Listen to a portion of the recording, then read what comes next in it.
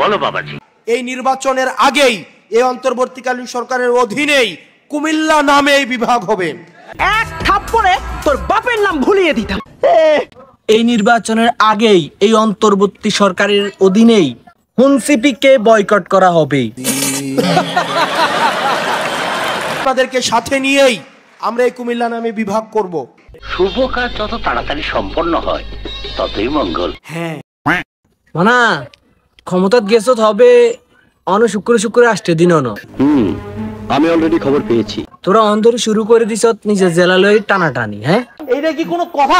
জানি না। সারা বাংলাদেশের 64 জেলা ভিত্তিতে তোকে এক জেলা কুমিল্লা লয়ে তোরা খালি ভর্তি আসত, মানে সব কুমিল্লারে দি দেরি। যাই হোক, আর বাকি 64 জেলা ভিত্তিতে 63 জেলা কিরবো।